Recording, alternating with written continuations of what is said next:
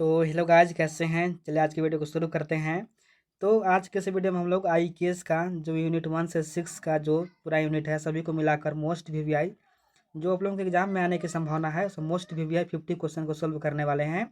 तो वीडियो को अंत तक बने रहिएगा। और इससे पहले मैं पार्ट इसका जो है 1, 2 और 3 का अपलोड कर दिया हूँ। यदि उसको नहीं देखे हैं तो उसका लिंक मैं डिस्क्रिप्शन में दे दूँगा, चाहे आप मेरे चैनल में जाकर देख सकते हैं। ठीक है, तो आज के इस वीडियो में हम लोग पार्ट 4 करने वाले हैं। और पार्ट 4 में हम लोग मोस्ट VVI 50 क्वेश्चन को करने वाले हैं जो कि MCQ है और आप लोगों के एग्जाम में आने की पूरा संभावना है। तो आप लोग वीडियो को अंत तक वॉच कीजिएगा। मैं आप लोगों को ज़्यादा समय नहीं लूँगा क्योंकि आप लोगों को तैयारी करना है। आप लोगों को कल एग्जाम है, कल 5 तारीख है और कल आप लोगों का एग्जाम है IKS का। तो आप लोग अच्छे से तैयारी कीजिए। मैं जितना क्वेश्चन दे रहा हूँ बस आप लोग उतना कर लीजिए। आप लोगों का सभी का एग्जाम बहुत अच्छा जाएगा। तो बस आप लोग मेरा वीडियो वॉच कीजिए, ठीक है। मैं तो नहीं कर रहा हूँ, मेरा ही वीडियो वॉच कीजिए। आपको जिसका अच्छा लग रहा है, जिसका चाहते हैं उसका देखिए, ठीक है। मैं नहीं कहूँगा कि मेरा ही वीडियो देखिए। यदि आप लोगों का मेरा वीडियो अच्छा लगता है तो आप लोग मेरा वीडियो देखिए, ठीक है। और मैं जो क्वेश्चन देता हूँ आप लोगों के एग्जाम में वो क्वेश्चन मैच हो जाता है। जो 45 प्लस है ये क्वेश्चन आप लोगों का मैच हो जाता है। मैं जो क्वेश्चन गेस देता हूँ तो इस बार भी यहाँ पर क्वेश्चन जो है वो मैच होने की संभावना है। मैं इसका 100% तो नहीं कह सकता हूँ लेकिन 90% कह सकता हूँ कि आप लोगों का क्वेश्चन यहाँ से मैच होने की संभावना है। तो आप लोग देखिए, मैं जितना क्वेश्चन दे रहा हूँ आप लोग उतना कर लीजिए, ठीक है। इतना कर लेते हैं तो आप लोगों का बैक तो नहीं लगेगा। मैं इतना कर सकता हूँ कि आप लोगों का बैकलॉग नहीं लगेगा, ठीक है। बैकलॉग नहीं लगेगा आप लोगों को। बस मैं जितना क्वेश्चन दे रहा हूँ उतना आप लोग कर लीजिए, ठीक है। तो चलिए यहाँ पर देखते हैं। और इससे पहले पार्ट 1, 2 और 3 को देख लीजिएगा। और किसी को यदि इसका जो PDF है इंग्लिश में चाहिए, ठीक है, मैं बता दूं कि पार्ट जो 2 है, 3 है और 4 है, इसका जो PDF है मेरे पास इंग्लिश में है, ठीक है। इंग्लिश में है। और मेरे पास पार्ट 1 और 5 और 6 का जो PDF है वो इंग्लिश में नहीं है। क्यों नहीं है? तो मेरे पास बस समय नहीं था, मैं इसका ट्रांसलेट नहीं कर पाया हूँ क्योंकि मेरे पास समय नहीं था, ठीक है। तो आप लोग चाहिए तो हिंदी में ले सकते हैं, अन्यथा हिंदी वाले को तो लिए मैं दूंगा ही दूंगा। तो आप लोग भी चाहते हैं इंग्लिश वाले भी कि इसका हिंदी में PDF चाहिए तो हिंदी में मैं दे सकता हूँ। और 2, 3, 4 का PDF मेरे पास इंग्लिश में है। कल मेरे पास समय था तो मैं क्वेश्चन कल सेट कर रहा था तो मेरे पास है उसका इंग्लिश में PDF। बाकी 1, 5 और 6 का इंग्लिश में नहीं है। तो यदि आप लोग चाहते हैं कि इंग्लिश में PDF तो आप लोग इस नंबर पर व्हाट्सएप कीजिएगा 9301483451, ठीक है। आप लोग इसमें व्हाट्सएप कर दीजिएगा। पार्ट 2, 3 और 4 का PDF मैं इंग्लिश में भेज दूंगा, बाकी 1 और 5, 6 का हिंदी में भेज दूंगा, ठीक है। तो आप लोग खुद से ट्रांसलेट कर सकते हैं, ऐसा कोई बड़ी बात नहीं है। तो कर लीजिएगा क्योंकि मेरे पास समय नहीं था इसलिए मैं नहीं कर पाया हूँ।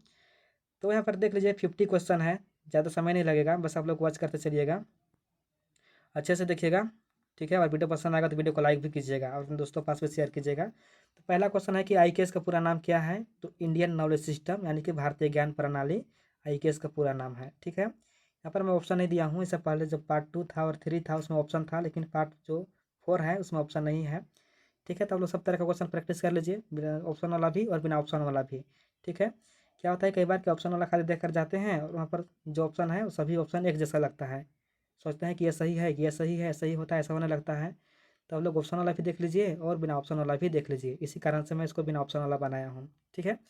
तो जो पार्ट 2 है, सॉरी पार्ट 2 और पार्ट 3 उसमें मैं ऑप्शन के साथ दिया हूँ। यदि आप लोग चाहते हैं ऑप्शन के साथ में बनाओ वीडियो तो आप लोग कमेंट कीजिएगा, अन्यथा मैं तो कहूँगा कि ऑप्शन वाला बस 2 अपलोड कर दिया हूँ, आप लोग बिना ऑप्शन वाला भी देख लीजिए। बिना ऑप्शन वाला देखने से क्या होता है कि आप लोगों के यहाँ पर याद रहता है आंसर इसका, ठीक है। तो चलिए क्वेश्चन नंबर 2 क्या कर रहा है कि IKS का मुख्य उद्देश्य क्या है? तो भारतीय ज्ञान परंपरा का अध्ययन। IKS का ये मुख्य उद्देश्य है कि भारत का जो ज्ञान परंपरा है, प्राचीन जो ज्ञान परंपरा है उसका अध्ययन करना। क्वेश्चन नंबर 3 है कि देख लीजिए क्या है क्वेश्चन नंबर 3, एक मिनट, कि भारतीय ज्ञान का सबसे प्राचीन स्रोत क्या है? तो भारतीय ज्ञान का जो सबसे प्राचीन स्रोत है वो वेद है। और वेदों की संख्या कितना है? 4 वेद है। कौन कौन से हैं? ऋग्वेद, अथर्ववेद, यजुर्वेद, सामवेद, ठीक है। अगला क्वेश्चन क्या है देख लीजिए। नेक्स्ट क्वेश्चन है कि, तो मैं जूम कर रहा हूँ थोड़ा सा इसको, हाँ यहाँ पर देख लीजिए। अगला क्वेश्चन है कि वेदों की संख्या कितनी है? तो 4 है, बता दिया। सबसे प्राचीन वेद कौन सा है? तो ऋग्वेद है सबसे प्राचीन वेद। और क्वेश्चन नंबर 6 है कि उपनिषद मुख्यतः किस विषय से संबंधित है? तो जो उपनिषद है वो आत्मा का ज्ञान से संबंधित है उपनिषद। क्वेश्चन नंबर 7 है कि भारतीय दर्शन की पारंपरिक संख्या कितना है? तो जो इंडियन फिलोसॉफी है उसका संख्या 6 है, ठीक है। मैं जल्दी जल्दी करा दे रहा हूँ क्योंकि मेरे पास समय काफ़ी कम है। मैं आप लोगों के लिए समय निकाल कर आया हूँ वीडियो बनाने। और इससे पहले मैं पार्ट 3 का वीडियो बना दिया हूँ, अभी तुरंत बनाया हूँ और इसको भी अपलोड कर दूँगा और इसको भी अपलोड कर दूँगा और इसका PDF मैं डिस्क्रिप्शन में दे दूँगा, तो आप लोग वहाँ से देख सकते हैं। ठीक है, तो अगला क्वेश्चन क्या कर रहा है कि योग दर्शन का प्रवर्तक कौन है, तो महर्षि पतंजलि हैं। ठीक है, सांख्य दर्शन के कौन है, तो महर्षि कपिल हैं। न्याय दर्शन के कौन है, तो महर्षि गौतम हैं। ठीक है, जो न्याय दर्शन है उसका प्रवर्तक महर्षि गौतम है। शून्य का विकास भारतीय गणितज्ञ से जुड़ा है, तो शून्य का विकास कौन किया था, ब्रह्मगुप्त ने किया था। ठीक है, तो पूछेगा जीरो का खोज कौन किया था, तब आर्यभट्ट होगा। इसका विकास पूछ रहा है, डेवलपमेंट, तो ब्रह्मगुप्त होगा। और पाई का मान कौन निकाला था, तो आर्यभट्ट ने निकाला था। आर्यभट्ट की प्रसिद्ध रचना कौन सा है, आर्यभट्टीय है। पाणिनि कौन लिखे थे, अष्टाध्यायी। और एक बार और ध्यान लीजिए, और क्वेश्चन यहाँ पर मैं बता दे रहा हूँ, आप लोग याद करते चलिएगा, शायद आप लोगों का रिविजन हो जाए। और बता रहा है कि और झारखंड का जो है कौन सा पेंटिंग है, चित्र कौन सा चित्रकला झारखंड का है, तो सोहराय और कोहबर चित्रकला झारखंड का है। और झारखंड का नृत्य कौन सा है, छऊ नृत्य। और तमिलनाडु का नृत्य कौन सा है, तो भारतनाट्यम। केरला का कौन सा नृत्य है, तो मोहिनीअट्टम। और बस इतना ही। अब आगे चलिए अगला क्वेश्चन देखते हैं, अगला क्वेश्चन भी देखना है। तो अगला क्वेश्चन है कि दशमलव पद्धति का विकास किस देश में हुआ था, तो दशमलव पद्धति का विकास भारत में हुआ था, हमारा प्यारा भारत में हुआ था दशमलव पद्धति का विकास। अगला क्वेश्चन है कि आर्यभट्ट किस क्षेत्र से संबंधित थे, तो गणित एवं खगोल विज्ञान से संबंधित थे आर्यभट्ट। ठीक है, अगला क्वेश्चन है कि सुश्रुत संहित सुश्रुत किस क्षेत्र के लिए प्रसिद्ध है, तो सुश्रुत शल्य चिकित्सा के लिए प्रसिद्ध है। और चरक किसके लिए प्रसिद्ध है, तो आयुर्वेद के लिए प्रसिद्ध है। और पूछेगा कि शल्य चिकित्सा के जनक कौन है, तो महर्षि सुश्रुत हैं। और चरक संहिता के जनक कौन है, महर्षि चरक हैं। ठीक है, चरक आयुर्वेद से संबंधित है। अगला क्वेश्चन है कि आयुर्वेद का आधार क्या है, तो त्रिदोष सिद्धांत। आयुर्वेद का जो आधार है वो त्रिदोष सिद्धांत है। ठीक है, अगला क्वेश्चन है कि त्रिदोष कौन कौन से हैं, तो जो त्रिदोष हैं वात है, पित्त है और कफ है। और पुरुषार्थ के कितने यहाँ पर हैं, तो 4 हैं। कौन कौन सा है, तो यहाँ पर पहला ब्रह्मचार्य, दूसरा गृहस्थ जीवन, तीसरा वनप्रस्थ और चौथा जो है वो यहाँ पर जो वन में घूमते हैं उसको क्या बोलते हैं, उसको जो नहीं घूमते हैं योगी बनकर, वो चौथा है। ठीक है, उसका मेरा नाम याद नहीं पड़ रहा है, पार्ट 3 में मैं करवाया था। हाँ, संन्यास का जीवन है। पहला कौन सा है, तो ब्रह्मचार्य, दूसरा गृहस्थ जीवन है और तीसरा कौन सा है, तो वनप्रस्थ और चौथा संन्यास का जीवन है। ये 4 कर्तव्य है पुरुष का, प्राचीन समय में था, अभी तो नहीं है। अगला क्वेश्चन है कि दिल्ली का लौह स्तंभ किसका उदाहरण है, तो धातु क्रम का। जो दिल्ली का लौह स्तंभ है, तो जो आप लोग देखे होंगे, कभी गए होंगे, तो वहाँ पर कई हजार साल पहले का है। ठीक है, और उसमें अभी तक उसमें जो है वो जंक नहीं लगा है, वो अभी तक से जंक नहीं लगा उसमें, तो इसी के लिए प्रसिद्ध है, धातु क्रम के लिए। अगला क्वेश्चन है कि संस्कृत व्याकरण के महान विद्वान कौन थे, तो पनीनी थे। और पनीनी कौन लिखे थे, पनीनी के यहाँ पर साहित्य लिखे थे कौन सा, तो अष्टाध्यायी लिखे थे। यहाँ पर वही है, पनीनी का प्रसिद्ध रचना कौन सा है, तो अष्टाध्यायी है। अगला क्वेश्चन है यहाँ पर देख लीजिए 71 नंबर की रस सिद्धांत के प्रवर्तक कौन है, तो जो रस सिद्धांत है वो भरत मुनि इसके प्रवर्तक है। रामायण का रचयिता कौन है, महर्षि वाल्मीकि हैं। और इसको कौन लिखे थे, किस भाषा में, संस्कृत भाषा में लिखे थे। और महाभारत किसने लिखा था, महाभारत लिखा था वेद व्यास ने।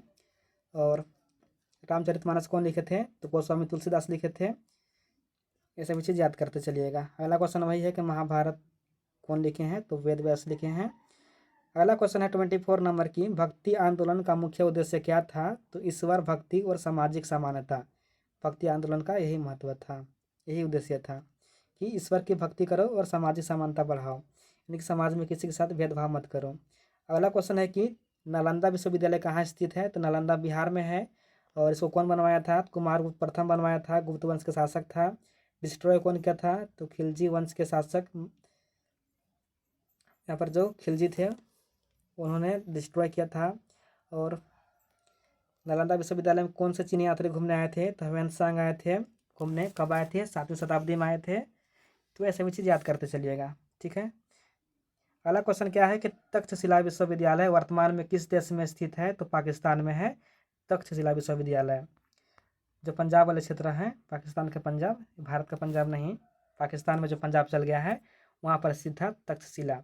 अगला क्वेश्चन है कि गुरु शिक्षा प्रणाली का आधार क्या था, तो गुरु शिष्य परंपरा। नेक्स्ट क्वेश्चन है कि भारतीय शास्त्रीय नृत्य का उदाहरण कौन सा है? तो भारतनाट्यम है। और यह कहाँ का शास्त्रीय नृत्य है? तो यह है तमिलनाडु का भारतनाट्यम है। मधुबनी चित्रकला कहाँ का है? बिहार का है। झारखंड के कौन सा है? तो सोहराय और कोहबर। अगला क्वेश्चन है कि भारतीय हस्तशिल्प का उदाहरण कौन सा है? तो मिट्टी के बर्तन। जो हस्तशिल्प का उदाहरण है वो मिट्टी का बर्तन है। मिट्टी के बर्तन से पहले लोग खाना पकाते थे। अगला क्वेश्चन है कि गुरु शिष्य परंपरा का मुख्य उद्देश्य क्या है? तो ज्ञान एक का संरक्षण एवं हस्तांतरण। यानी कि गुरु शिष्य का परंपरा यही था कि उन लोग क्या करते थे कि जंगल में जाते थे, एकांत जगह में जाते थे और वहाँ पर शिक्षा प्राप्त करते थे। और उन शिक्षा कैसे प्राप्त करते थे? तो सुनकर और याद करके, यानी कि श्रुति और यहाँ पर स्मृति के माध्यम से शिक्षा प्राप्त करते थे, क्योंकि उस समय यहाँ पर कॉपी और कलम नहीं होता था। ठीक है, देख लीजिए यहाँ पर क्या क्वेश्चन है कि धर्म, अर्थ, काम और मोक्ष का कहा जाता है? तो पुरुषार्थ। ये 4 पुरुषार्थ हैं: धर्म, अर्थ, काम और मोक्ष। ठीक है, अगला क्वेश्चन है कि वासुदेव कुटुंबकम का अर्थ क्या है? कि पूरा पृथ्वी क्या है? एक परिवार है, इसका यही अर्थ होता है। और इसको कब दिया गया था? 2023 में दिया गया था, जब G20 सम्मेलन हुआ था 2023 में। अगला क्वेश्चन है कि सर्वधर्म समभाव का अर्थ क्या है? तो सभी धर्मों का सम्मान, जो सभी धर्म है उसको सम्मान देना, यानी कि बराबर रूप से सम्मान देना। अगला क्वेश्चन है कि प्राकृतिक पूजा भारतीय संस्कृति की किस विशेषता को दर्शाती है? तो जो प्राकृतिक पूजा है उसमें क्या होता है? पर्यावरण को संरक्षित किया जाता है पूजा करके। जैसे कि यहाँ पर हो गया वट, जिसको बरगद बोलते हैं, और पीपल का पेड़ हम लोग पूजा करते हैं। क्यों करते हैं? उसका वैज्ञानिक क्या है उसका महत्व? तो अधिक ऑक्सीजन देता है बरगद और पीपल। ठीक है, तो इसी कारण से पहले के लोग उसको पूजा करते थे। पता नहीं पहले के लोग जान रहे थे कि अधिक ऑक्सीजन देता है या किस कारण से पूजा करते थे, यह तो हमको नहीं पता। लेकिन उसको अभी जो उसको एनालिसिस किया गया, समझा गया, तो जो बरगद है और जो पीपल है वो अधिक ऑक्सीजन देते हैं। ठीक है, अगला क्वेश्चन है कि भारतीय संस्कृति में तुलसी का महत्व किस रूप में है? तो जो तुलसी का पौधा होता है जिसको आप लोग चाय में पीते होंगे, वो औषधि एवं धार्मिक दोनों महत्व है, यानी कि उसका औषधि में महत्व है और धार्मिक भी महत्व है। अगला क्वेश्चन है कि नई शिक्षा नीति नेप में IKS पर विशेष बल किस वर्ष दिया गया? तो 2020 में, जब न्यू एजुकेशन पॉलिसी 2020 में आया था तो उसी समय IKS को शामिल किया गया, तभी आप लोग पढ़ रहे हैं, अन्यथा नहीं पढ़ना था आप लोगों को IKS। अगला क्वेश्चन है कि IKS का आधुनिक विज्ञान से संबंध कैसा माना जाता है? तो पूरक, यानी कि कॉम्प्लीमेंट्री है। अगला क्वेश्चन है 39 नंबर कि IKS आधारित नवाचार का उद्देश्य क्या है? तो सतत विकास। नेक्स्ट क्वेश्चन है कि यहाँ पर देख लीजिए, नेक्स्ट क्वेश्चन, IKS राष्ट्र निर्माण में किस प्रकार सहायक है? तो सांस्कृतिक एवं नैतिक विकास में। ठीक है, अगला क्वेश्चन है कि भारतीय ज्ञान परंपरा की प्रमुख विशेषता क्या है? तो समग्र दृष्टिकोण है। क्वेश्चन नंबर 42 है कि भारतीय ज्ञान प्रणाली का आधार क्या माना जाता है? तो अनुभव एवं आध्यात्मिक ज्ञान।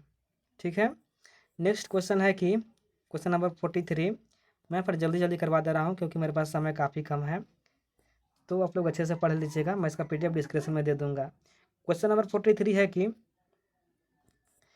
IKS में अंतर विषयक दृष्टिकोण का क्या अर्थ है? तो विभिन्न विषयों को समन्वय, इसका क्या होता है कि विभिन्न विषय हैं सभी को समन्वय करना, अंतर दृष्टिकोण का मतलब होता है। अगला क्वेश्चन है कि भारतीय पारंपरिक जल प्रबंधन का उद्देश्य क्या है? तो पारंपरिक उद्देश्य क्या था? जल को बचाना, जल संरक्षण करना। ठीक है, अगला क्वेश्चन है कि भारतीय मंदिर स्थापत्य किसका उदाहरण है? तो वास्तुकला का उदाहरण है। IKS में महिलाओं की प्रमुख भूमिका क्या रही है? तो ज्ञान का संरक्षण एवं प्रसार। ठीक है, ये सभी चीज़ याद करने वाला है, आप लोग याद करते चलिएगा। और अगला क्वेश्चन है कि भारतीय साहित्य का प्रमुख उद्देश्य क्या है? तो नैतिक एवं सांस्कृतिक शिक्षा। ठीक है, क्वेश्चन नंबर 48 है कि भारतीय ज्ञान प्रणाली का अंतिम लक्ष्य क्या है? तो मानव कल्याण। और क्वेश्चन नंबर 49 है कि IKS में वैश्विक महत्व किस कारण बढ़ रहा है? तो IKS में वैश्विक महत्व इसलिए बढ़ रहा है सतत विकास और समग्र जीवन दृष्टिकोण। ऑप्शन तो नहीं है, डायरेक्ट आंसर है। और आज के लिए बस इतना ही क्वेश्चन था, 49 था, यहाँ पर एक क्वेश्चन छूट गया होगा, कहीं चल गया होगा। ठीक है, तो 49 ही क्वेश्चन था, 50 नहीं था। तो ये 49 हो गया, और इससे पहले मैं 90 क्वेश्चन करवा दिया हूँ पार्ट 3 में, और पार्ट 2 में मैं 30 क्वेश्चन करवा दिया हूँ, और पार्ट 1 में 50 क्वेश्चन करवा दिया हूँ। तो सभी को अच्छे से पढ़ लीजिएगा, और इसके अलावा भी मैं पार्ट 5 और पार्ट 6 लेकर आऊँगा शाम तक। ठीक है, मैं आप लोगों को कोशिश करूँगा कि समय निकाल कर आप लोगों के लिए वीडियो बना सकूँ। तो प्लीज़ जितना मैं क्वेश्चन दे रहा हूँ आप लोग अच्छे से पढ़िएगा, जितना मैं कर रहा हूँ क्वेश्चन दे रहा हूँ आप लोग सभी को पढ़ लेते हैं तो सभी का एग्जाम बहुत अच्छा जाएगा। ठीक है, ये मेरा गारंटी है कि सभी का एग्जाम बहुत अच्छा जाएगा, कोई भी यहाँ पर फेल नहीं होंगे IKS में। जिस प्रकार से आप लोगों का हर एक सब्जेक्ट में तैयारी हुआ है इसमें भी अच्छे तरह से तैयारी होगा। बस मैं जितना क्वेश्चन आप लोगों को दे रहा हूँ बस आप लोग उतना कर लीजिए। ठीक है गाइज, तो फिर मिलेंगे नई वीडियो के साथ, और किसी भी प्रकार से कोई शिकवा शिकायत हो तो आप लोग कमेंट कर सकते हैं, मैं कमेंट में पढ़ूंगा और सभी का जवाब दूंगा। बस इतना ही, बेस्ट ऑफ लक, अच्छे से तैयारी कीजिए एग्जाम का। फिर मिलेंगे नई वीडियो के साथ, तब तक के लिए धन्यवाद और पढ़ाई अच्छे से कीजिए। ठीक है, ज़्यादा मस्ती मजाक नहीं करना है, पढ़ाई करना है। ठीक है।